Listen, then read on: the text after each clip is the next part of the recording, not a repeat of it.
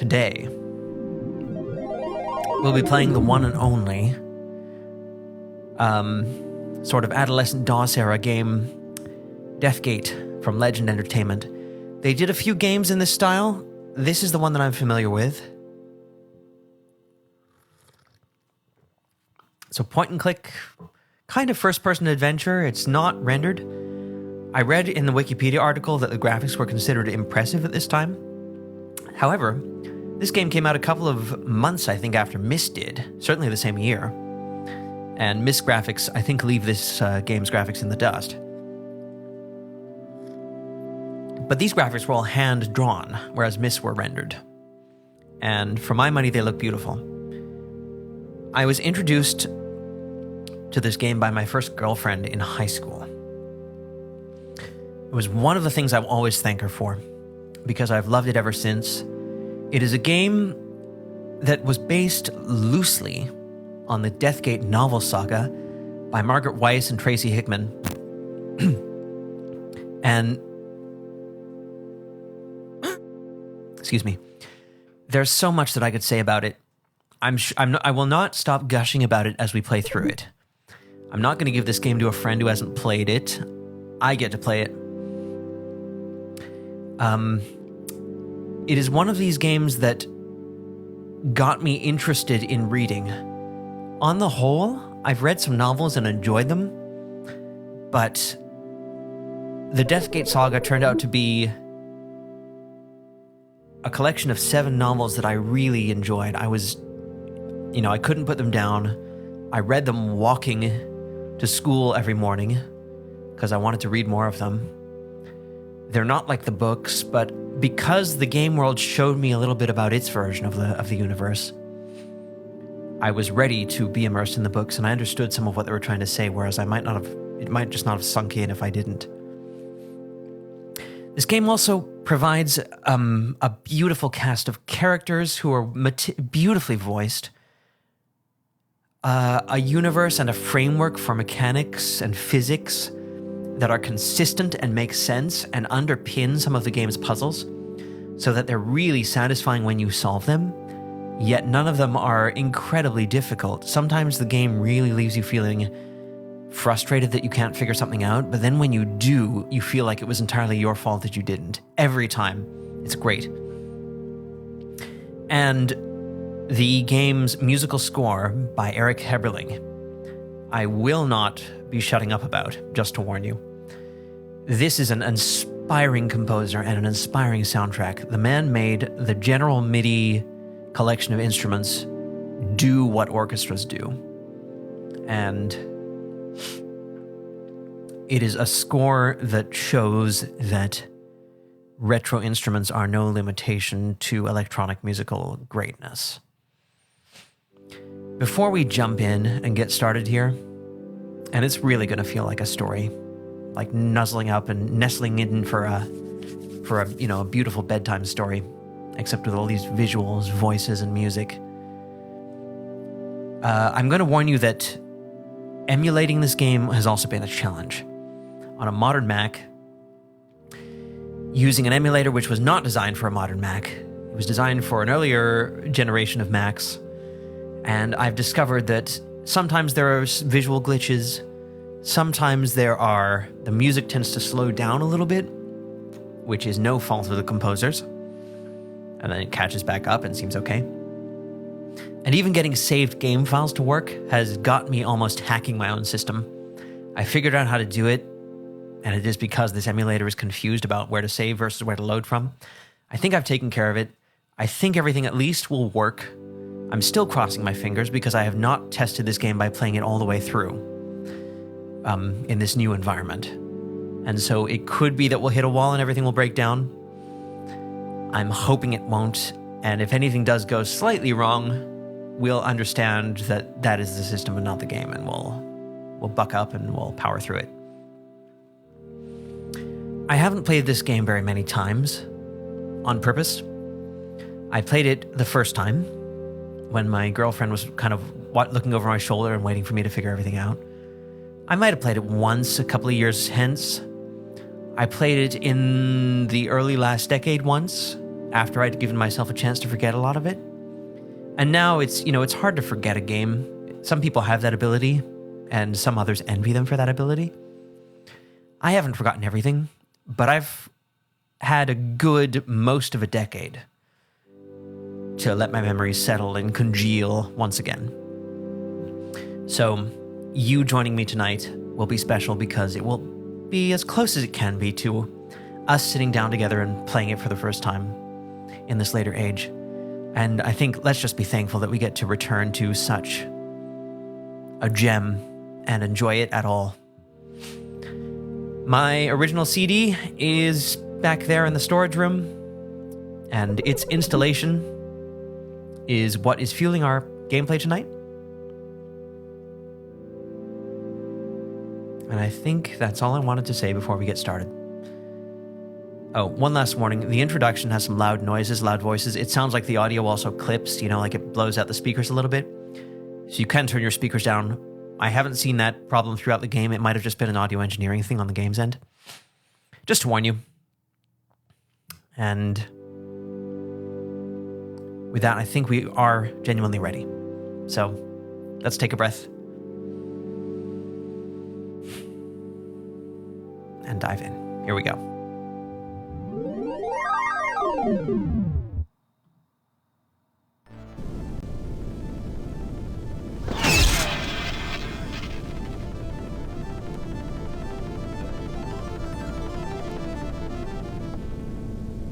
You all know why we've come here.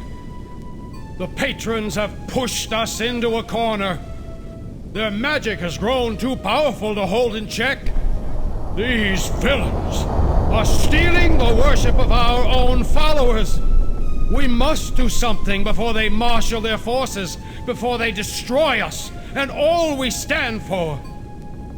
We've come to the Vortex to destroy the world.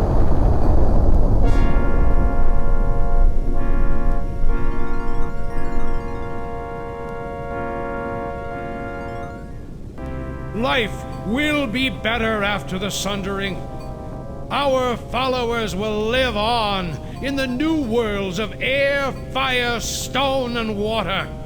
Our enemies will be trapped in the labyrinth to contemplate their dark ways. And we will guide the new order into the future. Help me, my friends. Let us summon the world seal and begin the process of healing.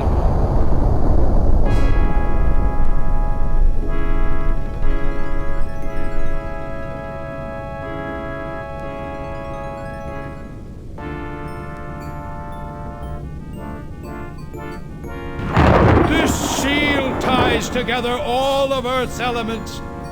As we sunder it, so do we sunder the world. Thus we begin a new age.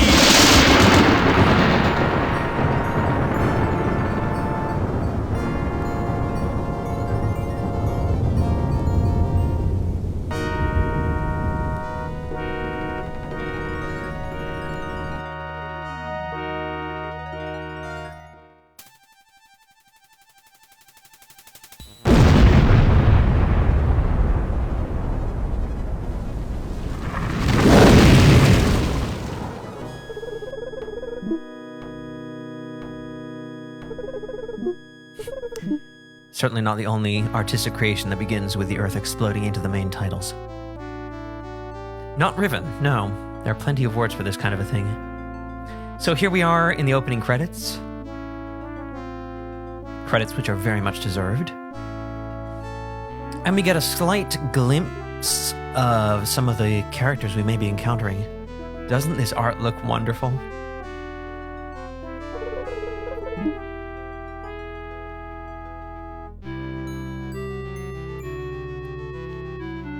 These are some of the visual glitches I'm talking about when these credits appear. This wouldn't have happened in the original game if we were running it on a native system.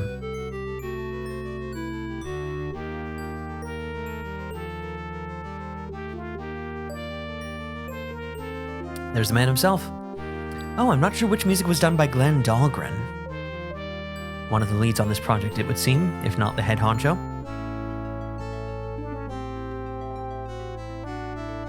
Glenn really has his hand in a fair amount here.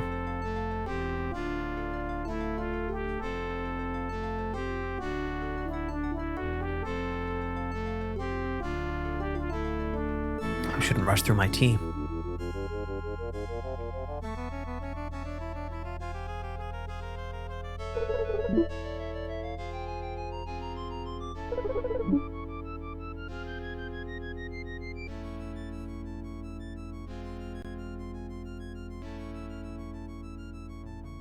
And you might not want to look at these credits for the character names, just in case it might spoil anything.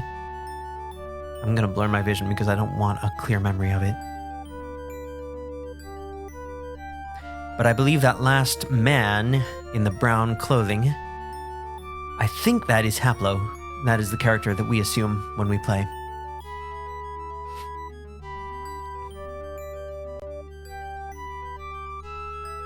Just squinting through this part.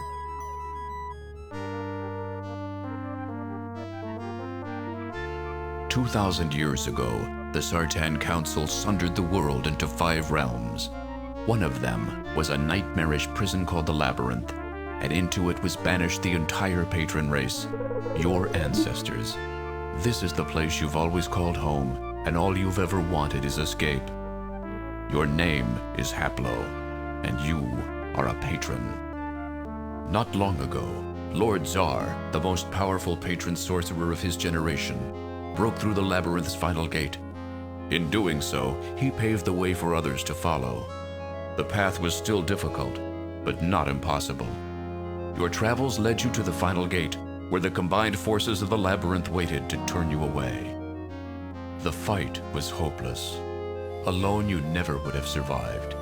But then Lord Zar appeared, and with his help you were able to rout the dark monsters of the Labyrinth. What followed is hazy.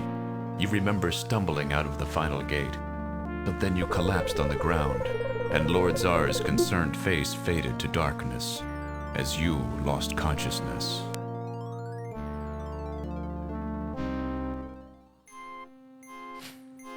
And here we are. That was the introduction, and it was pretty well spelled out for us. Not so much like the Legend of Kyrandia, where you had to read the manual if you wanted to know what happened before you got there. And here we are in control of the cursor. It is a little bit flickery, but I think the engine will keep up with it in the long run. This elegant room has the unmistakable touch of Sartan architecture. Zar sits before you studying a tome.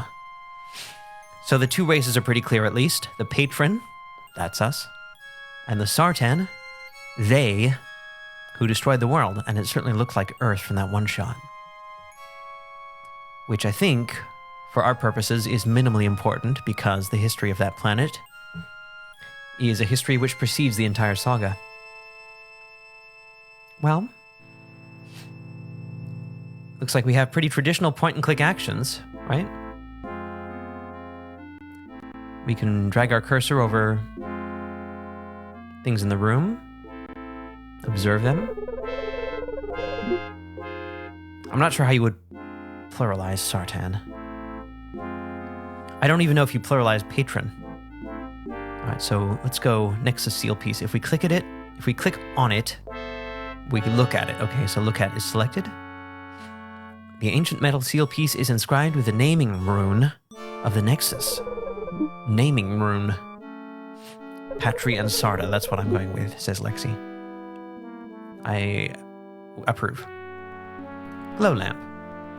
Take the glow lamp? Yes, I forgot that you'll need some light for the ship's interior. I'll still have one glow lamp left. Feel free to take that one. Thank you, Zar. Don't know what kind of a lord you are, at least not as the player. I assume I trust and respect you, though. Put Zar's room on the history book. Just what I was thinking I wanted to do. Let's look at the history book. Read. You have to be holding the history book to read it. Can we take it? You do not need this book for your quest, Haplo. I am researching the Reformation, and as this book is very damaged, it's quite difficult. I certainly don't want it damaged any further. Our quest? I'm sorry? What quest? This control lets us move from our current location to adjoining locations if it's possible. And these ones in the middle, I think, mean up or down in such situations as places with staircases. We can also click wait just to pass time. Map, I've barely ever clicked, but I'm going to do it now. There you go. It shows us where we've been and where we can go. And the adjoining locations are places that we can go. So we can switch between map and picked. I don't know if I've ever used map. And this disk icon is for loading and saving. Undo, I think, actually lets us take back our last action, and that's actually a forgiving way to recover from a misstep that takes us into our own demise, which is possible. It's not like we can voluntarily throw ourselves off cliffs or anything. So let's go... I think these are always compass directions, so let's go west. Your ship is docked a short walk from both the Nexus city and the gate to the labyrinth. The Nexus must be where Zar was. Okay, so now we can go in 3 directions. Let's go northeast. This gate is the final portal of the labyrinth. Just beyond is the hell you called home for most of your life. Yeah, it's a bit menacing and stormy in there. I assume we can't go north. The gate to the labyrinth is closed, and you can't bring yourself to open it. Alright, let's get away from there. We spent enough time in the labyrinth. Let's go into our ship, I'm assuming. There we go. You carefully place the glow lamp on a mount by the door. With new light, you can look around your ship carefully, identifying the navigational tools provided. In the center, you see the steering stone. It has the power to guide your dragon ship through the Death Gate and into the other realms, as long as that realm is represented by its naming rune on the surface of the stone. To the front of the ship, you see the steering wheel. Once you've traveled to a new realm, this allows you to navigate your vessel to places within it. You stand in the cramped bridge of your one-man dragon ship, in front of the navigational wheel and steering stone. Let's use it. You don't know of any places to travel to in this realm. Alright. Steering stone.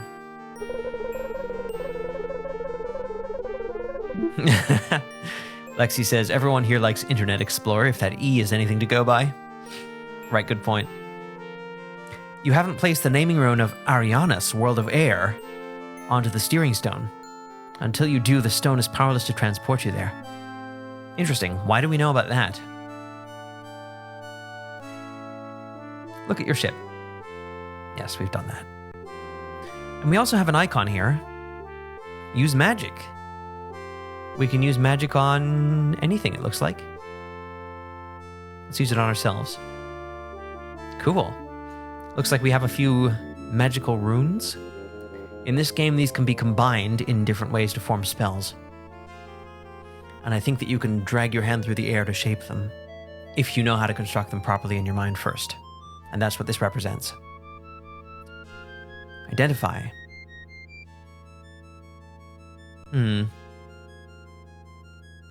Undo, reset, cancel, and help. This is the interface for constructing and casting magic spells. Spells are made from rune patterns. The rune stones at the top of the screen are the building blocks for these patterns. You can construct spells in 2 different ways. 1, click on the spell button and select one of the listed spells. The spell will be constructed automatically from the available rune stones. Okay. 2, click on the rune stones at the top of the screen one at a time until you create the spell that you want. Use undo to remove the most recently added rune stone and reset to start again. A valid spell, one that is ready to cast, will glow bright red. The identify button on the right will tell you about the effects of any spell that is ready to cast. The cast button casts the spell. Okay. So that could mean that... I know that we can learn spells and just select them from a list, but it might also mean that there's some value to paying attention to the runes. So please join me in doing this if we ever get a logical opportunity to do it. Let's see. What if we use this one and then this one? I thought maybe that would automatically connect to this one. Can I move them around? Looks like I can't. What about this one and this one? Apparently that forms a valid spell, and it says cast heat on Haplo. So it looks like the runes are arranged in a... This rune always goes to the top, upper right of this one, maybe? What happens if we identify this? Heat. This spell causes the target object's temperature to rise. Depending on the caster's intent, this spell can do as little as slightly warm something, or as much as cause an object to smolder. And Buddy has joined Lexi. Hey, Buddy. Okay, let's reset. Is there anything else we can do using this pattern?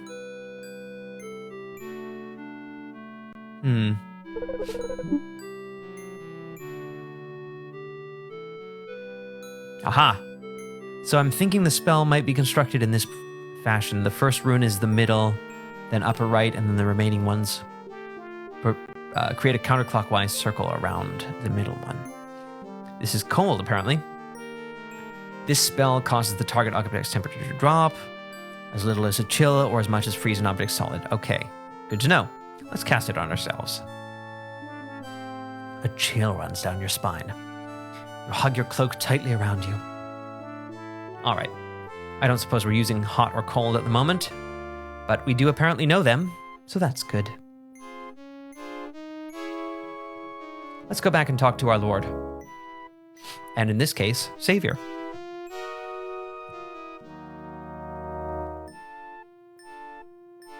Ah, Haplo. Do you feel well enough to talk, my son? I was worried.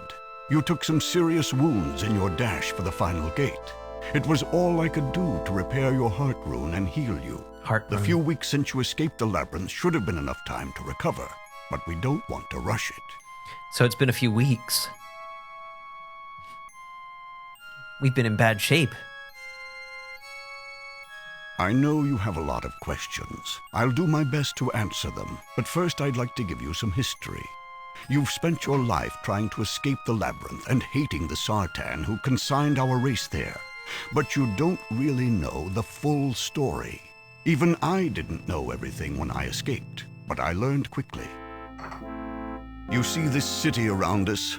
The Sartan made this. They made it for us, if you can believe it, for when we emerged from the labyrinth, we were supposed to be docile, rehabilitated, brainwashed. Instead, we hate our Sartan jailers more than ever. There are libraries here, stocked with books. Since my escape, I've been studying them. They tell me much, but not all. There are mysteries I cannot explain, but I will tell you everything I've learned. 2,000 years ago, our patron ancestors warred with the Sartan. We were winning. It was only a matter of time until we defeated the evil sorcerers, took our rightful place as leaders of the world, and freed the other races from their slavery to the Sartan. In desperation, a Sartan named Sama hatched a fiendish plan. He intended to sunder the world into 5 realms. 4 of these realms would be homes to the mensch races, elves, humans, and dwarves. The 5th is here, the labyrinth. It was supposed to serve as a prison for our race. A Sartan named Sama was responsible for the sundering, apparently. Obviously an important figure in history. They created a magic artifact called the World Seal. With it, they succeeded in sundering the world. Our ancestors were trapped in the labyrinth, and the rest of the world was broken into the other 4 realms. They planned to lord over the realms and administer the labyrinth as we were rehabilitated. But something happened. They just disappeared, and with them, all of their good intentions. Without the guidance of the Sartan, the labyrinth became a slaughterhouse. Its magic made it aware, intelligent, and it wanted our blood. Life was a living hell for our people. But instead of breaking us as the Sartan wanted, the labyrinth has made us stronger. Many of us have escaped, despite the labyrinth's best efforts. I go back in every day to aid others in their way. I only needed to take you a few hundred feet. You even demanded that you cross the final gate on your own, without any help, before you passed out. You should be proud. Now, my son, I need you. Since my escape, I have been devising a plan to restore our people to our once glorious position. It is our birthright. To this end, you must carry out a very special mission for me. I need you to go into these realms. You'll not only be gathering information, but searching for the seal itself. With it in hand, I plan to reform the world from the broken pieces that the Sartan left us. So Zar wants to put the world back together. He does know a lot. These are the critical antecedent stories, I suppose. He should come with us. Yes, apparently not. Apparently we're going to do it for him. Very special mission. And we're looking for the world seal. But here I've been dominating the conversation. You must be very confused. I'm sure you have many questions for me. I'll detail my plan later. He is our Atris. His attitude is a little bit different, though. We have a lot of questions that we can ask. This will be the first time we hear Haplo's voice, by the way, and Haplo is voiced. How exactly did the Sartan sunder the world? Tell me about the other realms. Where did the Sartan disappear to? What were the Sartan like? You repaired my heart room? Tell me about magic. How do you get back into the labyrinth to help our people escape? What is your plan? And that's enough for now. Let's go more or less in order unless something really strikes me. How exactly did the Sartan sunder the world? The Sartan commanded their dwarven slaves to forge an artifact called the World Seal. It consisted of 5 metal hexagons, each inscribed with a rune, a symbol, which represented one of the 5 realms. They broke the seal apart, and as they did, the world broke apart as well. It was sundered into the 5 realms, and each seal piece went into the realm that it named. As you see above my head, the seal piece that names the Nexus is here. Tell me about the other realms. Certainly, my son. The Sartan sundered the world into 5 realms. They based 4 of them on the elements: air, fire, stone, and water. The 5th, of course, is the labyrinth. They are all separated by large distances, too far to travel in a lifetime. That's why the Sartan created the Death Gate. Through it, people can travel from one realm to any other. As far as I know, there was no reason it had to be called the Death Gate. It has nothing to do with death. I'm guessing that was just a compelling name to help sell the series.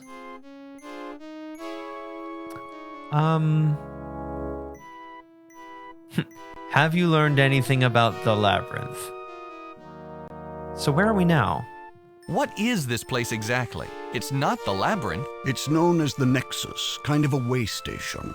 This city is where the Sartan were supposed to watch over the labyrinth. I believe they were going to give it to us as a place to live once we had been rehabilitated. It makes a perfect staging area for my plan. That explains the Sartan architecture.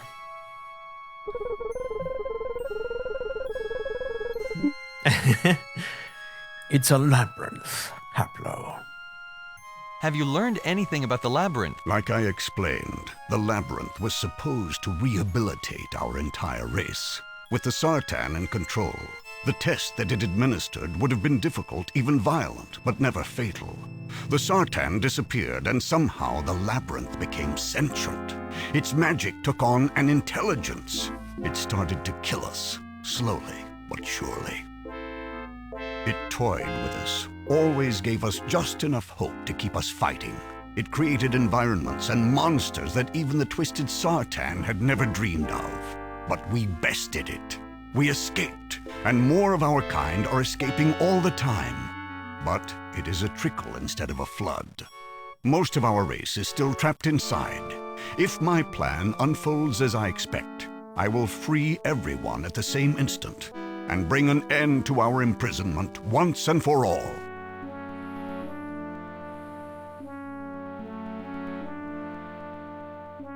Let's ask about the realm of air, because I believe that's where we're going first. At least I'm inferring that from what we were told in the ship. Can you tell me about the realm of air? The books here are rather sketchy about the realms, but of all of them, the world of air, or Arianos as the Sartan named it, is the one I'm most familiar with. It's made up of many separate continents which float in the air. Zar pulls out a map of the floating continents, each labeled with a strange word which you assume is its name. The distinctive shapes of the islands stick in your mind. The lower continents are populated by the dwarves. Those islands are plagued with almost continuous electrical storms. The higher continents, with much better weather, are homes to the humans and elves. Perhaps it indicates a pecking order in the Mensch. Who knows? The books don't say much more about it, regrettably.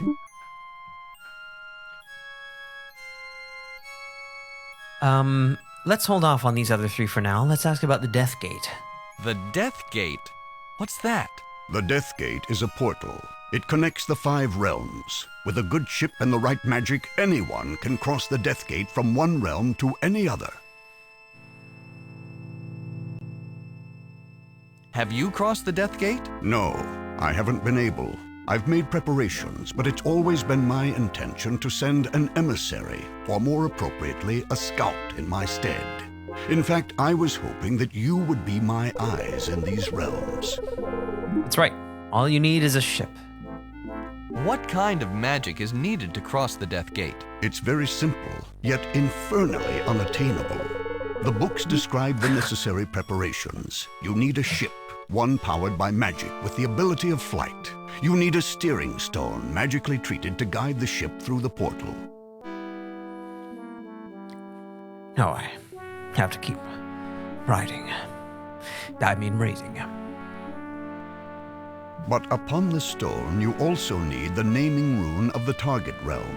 The books state this, but neglect to actually show the runes, as if they were common knowledge. None of the books depict these runes. For years, I've been researching the subject, reading every document, poring over every scrap of parchment, and I believe I finally divined one of the runes, that of Arianos, World of Air. So he does have a rune. We're going to be fine. It's the only one I've been able to reconstruct, and it's taken years. I don't even know if it's possible to produce the others, given the pitiful research materials I have. It's my thought that the other runes might lie somewhere inside the realm of air. For some time, I've been planning to send someone there to look for them. Do you have a ship? Yes, the Sartan were kind enough to leave one for us. It didn't have the steering stone that such a ship requires, but I was able to reproduce one. Without the naming runes of the realms, of course. So that's what that's doing there. Let's go back a step. Certainly. Can we talk about something else? Of course. What do you want to know?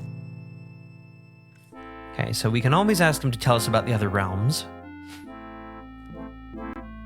I probably have always done that right off the bat, but we have plenty of opportunities to do that later. Let's ask where the Sartan went. We know that they're gone, but that's the last we've heard from them. Where did the Sartan disappear to? I don't know. I don't think their disappearance was planned. All of their documents indicate that they expected to be around for a long time to enjoy the fruits of their labor. It seems that one day they just vanished. Sounds like something went wrong. I have a few theories. It's possible that they did plan to vanish. They might be hiding somewhere in the realms, using the disappearance as a smokescreen to make us careless. When the time is right, they will return with our deaths in their hands. That sounds possible, given all we know about them. Lexi's theory is that there were only like a half dozen of them and they're probably all out to dinner. That's right, that was the entire race on that hexagon arena. In any case, I take nothing for granted. I must know where the Sartan went to. I must have vengeance. Our people cry for it. Somewhere in the realms there must be signs, clues. Eventually, we shall discover them, and the trail will lead us to the Sartan. Then we shall destroy them. There must be signs, clues. I like Zar's persona. He's a little bit dramatic, but you know, I suppose he's the closest thing to a politician, a prodder, an emotional leader that the race has. What were the Sartan like? I've pieced together a picture from the books I've found. The Sartan were the opposite of us, even physically. As we have black hair with white ends, the Sartan have white hair with black tips. The runes that we place upon our bodies for protection and to enhance our magic, they shun. That's right. The Patron have runes on their body. Runes are like magical facilitators of a kind. I think it might be that the marks you can see on the back of Czar's hand there, they look like they could be veins, but I think they might actually be runes. I believe that while the Labyrinth has forged us into a harder, stronger race, the Sartan have grown softer in their luxurious realms. They will be no match for us. They will look into our eyes and find the mercy they gave us, the hatred we've kept burning for thousands of years, and their own deaths.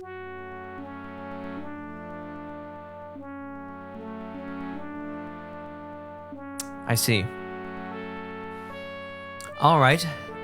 Let's hear about why we're still alive. You repaired my heart rune? Yes. As the Labyrinth continued to attack you, the magic rune tattooed over your heart became weaker and weaker. When I discovered you, it was actually broken. As you know, heart runes must be complete to function. They sustain us, protect us. They are like circles. The magic of your being continually flows through it. If it becomes weak, you cannot cast spells. If it ever becomes broken, you fall ill. Luckily, I found you in time. I was able to draw upon my own life force to lend to you. It repaired your heart rune and made you strong enough to overcome the final hurdle of the Labyrinth. That was mighty generous of you, Czar. Let's ask how he goes back in when he does. How do you get back into the Labyrinth to help our people escape? The Labyrinth doesn't mind letting people in. It's letting them out that it doesn't like. I think the Labyrinth has something personal against me. It tries to lure me in as far as possible before it throws everything it has at me. Yes. Does seem like he has an ulterior motive for keeping me alive now that you mention it, Lexi. Don't believe that I'm not afraid. Every time I enter, I wonder if I'll ever return. I've been able to get the best of that demon place many times, but every trip it gets more devious, more dangerous. You take care of yourself there, Czar. What is your plan? He talked about the Sartan becoming soft, or maybe they're actually gone and didn't mean to be. And he's mentioned that he plans to free all the Patron at the same moment when all the pieces are in place. What is your plan? The Sartan's plan was unnatural. They killed millions of Mensch and consigned our race to a living hell. I intend to undo the damage. I want to reform the world. Much like the Sundering, the Reformation will require all 5 of the seal pieces. I have the Nexus seal piece, but I need the other 4. The Sartan have hidden them somewhere in their realms. You must be my agent. I need you to go into the realms and find those seal pieces and bring them back here. When I have them all, I will reform the world, free our people, and bring the Sartan to justice. Sounds fine. Now I know the naming rune for only one of the realms. I will give you a marker with the rune upon it. Use the rune transfer spell to place it upon the steering stone on board your ship. The stone will then be able to transport you to Arianus, the realm of air. Since I don't know the runes that name the other 3 realms, I can only hope that you will find them somewhere on Arianus. I also wish to know what happened to the Sartan. Their disappearance mystifies me. Finally, I want you to learn any new spells that you come across. It's only through the infusion of new spells that we will be able to build up our arsenal of magic. Oh, yes. And we only know 2. Have we survived in the Labyrinth all our life with only heat and cold? And Czar knows about a spell called Rune Transfer, apparently. So, do you understand your mission?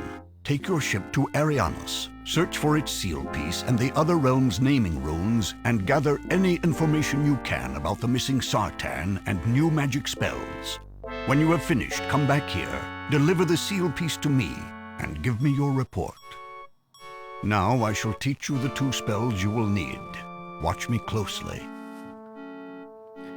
Zar's hand rises, one finger extends and begins to move against an unseen canvas. It leaves behind a glowing line in the air. The design follows the graceful movement of Zar's hand. Finally, Zar draws his hand back, but the spell remains floating in the air. This is the rune transfer spell. Study it. Remember it. This next construct defines the identify spell. Watch me again. The first spell fades and Zar traces a new design in the air. This one is very simple and quick to complete. You stare at it and commit it to memory. That's all, my son. I am entrusting the fate of our race to you. Do not fail me. He tosses you a stone marker with an intricate symbol upon it, the naming rune of Arianas, you guess, and returns to studying the tome laid out on the desk before him. And that concludes our first conversation with Zar. Lexi says, I mean, you're just trying to stay alive. You obviously weren't super high-tech, high-mystical, as an imprisoned people in a magical labyrinth. Yes. Heat to keep you warm, cool to keep you cool. Was it cool or was it cold? Apparently we can do slightly warm and slightly cold as well. Oh look, we have an item. First thing in our inventory. Look at the marker. The stone marker has the naming rune of Arianas, the world of air, etched upon it. Cold to keep you cool. Let's look at our magic now. Use magic on the marker. Look, we learned some new runes too. I suppose if we learn a spell, we need to see the pattern that the runes make, and so we can memorize all the runes within it, right? Aha. Here's our spell list. Let's use Identify on the marker and see what happens. Oh, Identify is just one rune. How do we make that without breaking our path? Is it possible? Doesn't seem like it is. It's ruined! You cast the Identify spell on the marker, but nothing happens. Evidently, the marker isn't magical. I see. Okay. Well, we could be done with Zarm, but there was one more important topic that we didn't choose to bring up with him. Yes? Was there something else you wished to discuss? Tell me about magic. Certainly. Patrons have magic in their blood. Once we were the greatest sorcerers in the world. If we had learned to work together as the Sartan did, they never would have stood a chance against us. Since then, we have lost much of our skill. We have forgotten many spells because they were useless in the labyrinth and retained only a very few. We never lost our potential, though. To this day, we can cast any spell as long as we know how it is constructed, but we are pitifully ignorant. One of the things we must do before we confront the Sartan again is to relearn the magic that we have forgotten. Lexi says, in your blood, and you only had 2 runes. That's true, but apparently that's consistent with what Zara is saying.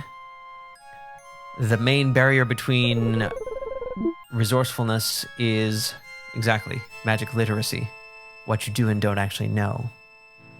But the ability is there. The moment you do know it, you can use a spell. How does magic really work? Magic is based upon possibilities. The possibility always exists that reality is a certain way. Imagine that a stone wall blocks your path. There is a possibility that a door exists in that wall. A wizard bends this possibility into reality until the door appears.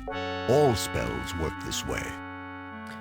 That is a framework for magic that I had never encountered before I played this game. I'm not even sure if it exactly matches what you hear in the books, although I think it might. And I think that's marvelous.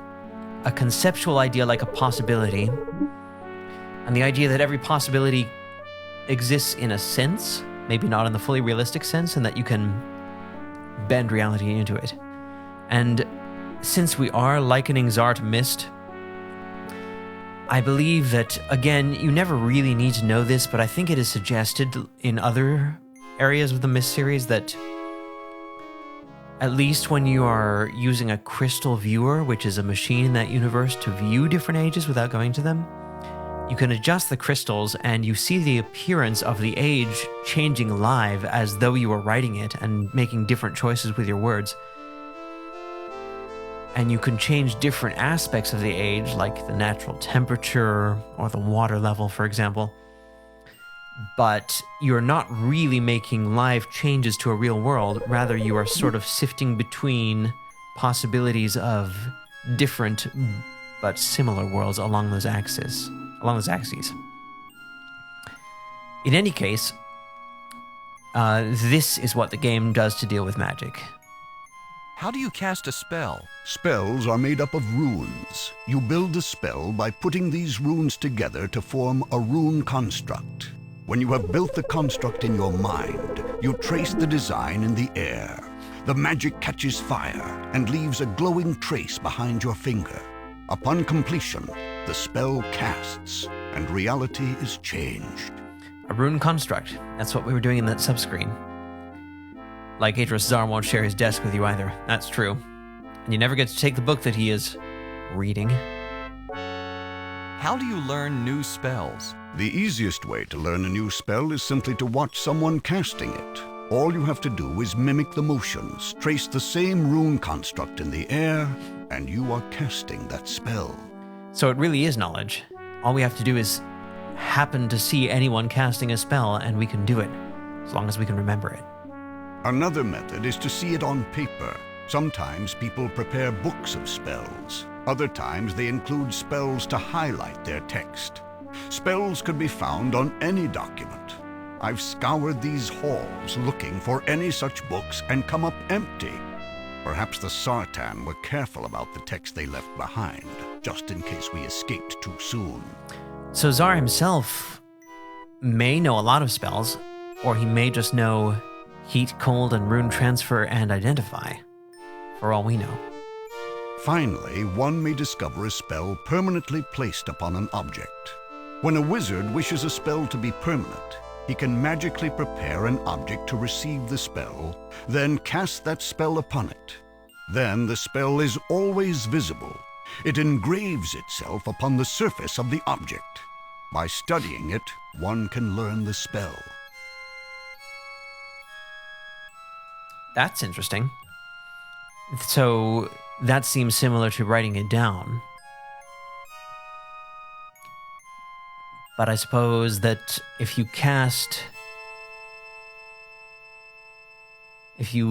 prepare an object and cast the spell onto it to make it have the engraving, it's not so easily destroyed? That's the main advantage I can think of. It seems like that might become important at some point. Let's ask more. Can you tell me anything about the spells I already know? I'm afraid that, like most patrons, your repertoire is rather limited. Right. You know only the most basic of spells, heat and cold, normally used to keep yourself alive in the harsh climates that the labyrinth can produce. They are powerful, but not very versatile. Do you know any other spells that you can teach me? None, save the spells that I've already taught to you. Oh, so if he's not lying, then the patron race knows only 4 spells. Unless patrons happen to discover spells independently in the labyrinth. Man, we really are ignorant.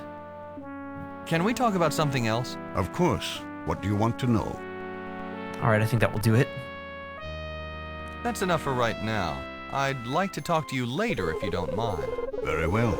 I'll be here. I know what I'm talking about with those heat and cold spells, says Lexi. All right. Let's take some magic for a spin, shall we? So, this has the naming rune of Arianis. That's what it looks like. And we need to transfer it to the steering stone. So let's cast rune transfer on the marker. Lexi says you'd think that you might spend your time waving your arms around to try to stumble upon a spell or two. You would think so. But even the runes themselves are acquired knowledge. So that's a lot of guessing. if you have time living in a labyrinth that doesn't imprison people. Right. I guess it could be like a patron profession, but my impression of the patrons is that, you know, they don't have cell phones, and I doubt they can communicate magically, because they probably haven't learned to do anything that would let them do that. So it really is guessing, like, say you know 1 or 2 runes like I do, or 3. Drawing the original rune and then trying to set out right at that second rune to guess what another rune you don't know might be. And then to make a spell, you might need to correctly guess up to 3, 4, 5, 6 or more runes. So it seems possible for a race with a lot of time to do that. But they might not get much, and if they do get something, they're going to have a hard time communicating it to everyone. They can certainly communicate it to whoever's nearest. So there might be pockets of information that might spread, but how far can it really get in such a hostile environment? There's Mystery Person 348. Hi, Mystery. These runes are used to make spells? Yeah. Unfortunately, you just missed a great deal of lore, but I think just by watching us try to cast our first spell here, you will catch on. If we know a spell, we can click it, and we'll quickly reform it from the runes, although we can do that manually if we want. We've already chosen to cast it onto the marker, and our goal here is to transfer the rune from the marker onto the steering stone. Looks like we can do that. Look at it go. 10 points! Yes, this game also has a point system, which I think is a pretty straightforward point system, as we will see. All right. Let's look at the steering stone. Oh, we can use the steering stone. Did we use the wheel or the stone? No, we use the wheel to travel within a realm, and we use the stone to travel between realms. Well, we've already explored the entire Nexus, and it wasn't very big. So I think we are now ready to travel. You call on the power of the steering stone to take you through the Death Gate and into Ariana's world of air. Hopefully this isn't a game over. Look, it's our ship. That's a handsome ship, look at that. I don't know why it needs wings and a mast. I guess it's magically powered. We wouldn't have been able to do that on our own, but the Sartan left us this ship. Boat, bye! Your ship arrives in the midst of a terrible storm. Zar said that the Sartan were kind enough to leave the ship, yes. Again, I don't see how we could have built it or made it fly without any magical preparation that we didn't have. Quickly, you look around for a place to land to ride out the weather, but all you see is space. There's no ground anywhere. Suddenly, through the lightning, rain, and wind, you make out a floating island as big as a continent. You pilot the ship towards it, and land on bare rock just outside of a cave. We did it. Look at that. Look at this gorgeous world. It does seem very stormy. And this helpful dragon being is telling us which world it is. So how many continents is this? It looks like 3 main ones. And maybe some smaller islands. Hard to know how much of this place we'll actually have to visit to find the seal piece that we're looking for. Thank you, Mystery. Enjoy your indulgences. I hope you enjoy if you choose to watch. All right. So we've made it to Arianas. Lexi says this kind of looks like I Have No Mouth and I Must Scream, the game. Does it really? I didn't realize that was like a fantasy game. All right. So I think that will conclude this section. Let's take a break together, and when we reconvene, we will explore Arianas.